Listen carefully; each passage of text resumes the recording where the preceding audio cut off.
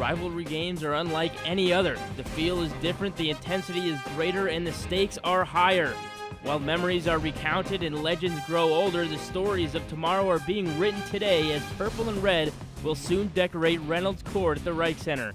The Capital Crusaders of Bexley, Ohio have made the 14-mile trek north to take on their longtime foe in the Otterbein Cardinals as we are just moments away from tip-off. We're ready. Are you ready? Capital, Otterbein. Next. Right here on Otterbein TV.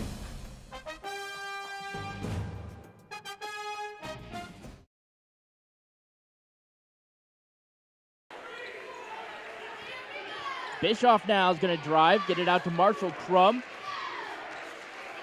And Bischoff, defended by Augustine, takes a jump shot and is blocked. Great defense there by Augustine. Down the court come the Capital Crusaders, a three. Good. Tyrell Jackson with 6 early points in this one on 2 3-point shots, and Capital has the early momentum here in the Reich.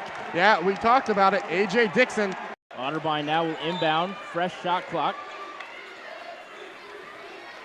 Phyllis lobs it over the top to Yzrombek. Jackson defends Bischoff, who works off a screen from Juergens. Yzrombek drives baseline. He's going to go up, take it himself, gets it off the glass and in. Yzrombek with his first score of the game.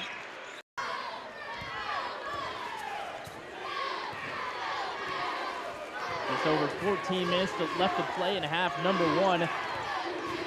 And Dixon dribbling around the perimeter is left wide open for downtown. That's a blown coverage right there, and Capital takes advantage as Dixon knocks down the 3. Yeah, they were fooled. Phyllis with the left hand, got it off the glass.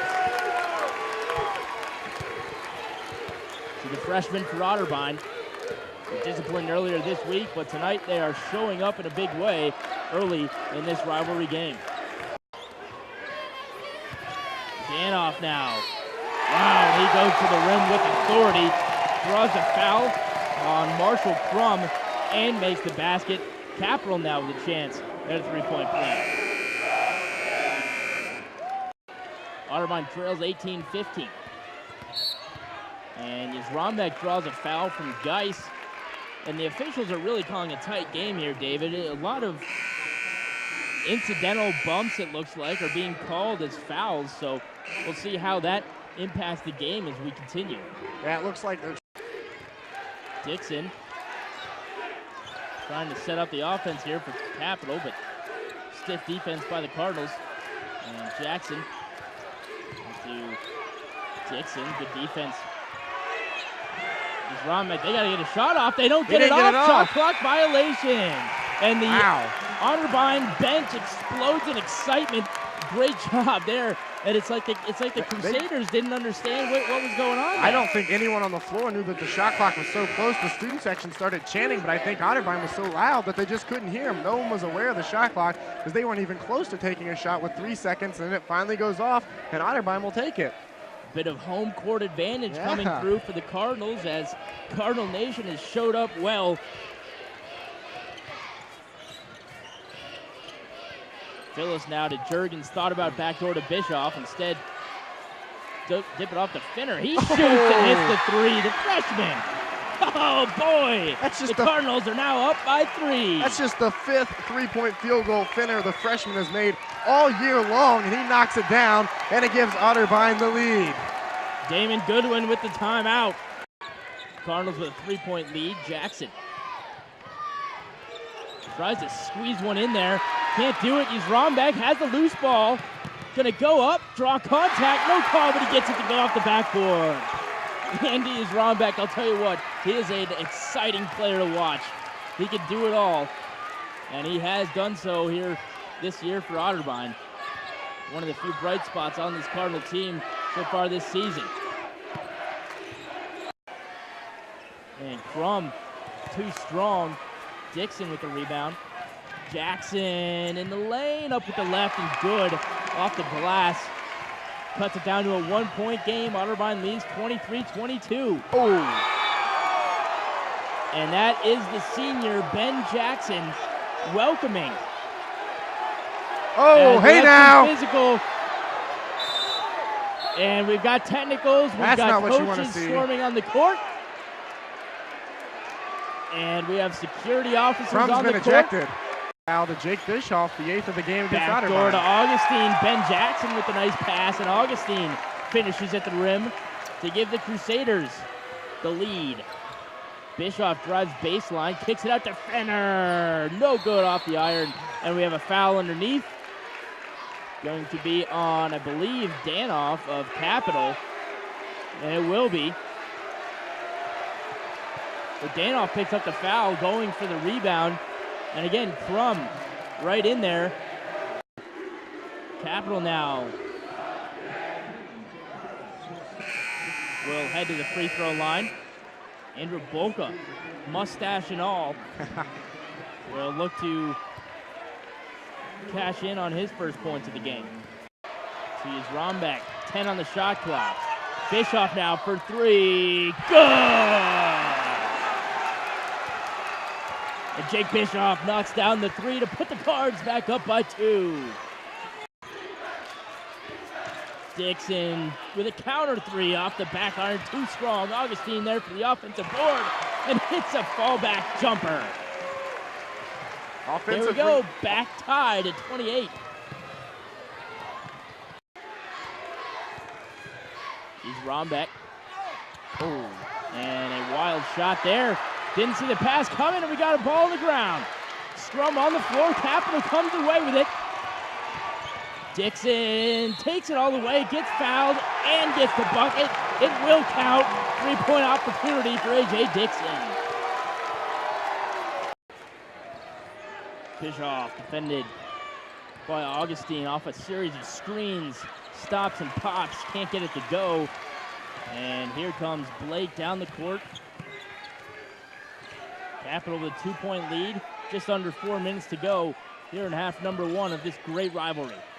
Cardinals working it around the perimeter. Rombeck's going to drive wide open lane right to the basket, and he finishes. Breakdown there for Capital. Otterbein's been doing it all. As the fans of each side start to pile back in from the halftime break as Dixon knocks down a 3, and Capital now goes up 5. Yeah. I think they have about probably 30 or 40 more students. That's there. true. Oh, man, and Dixon comes out of halftime scorching hot as he knocked down 2 3-point shots early.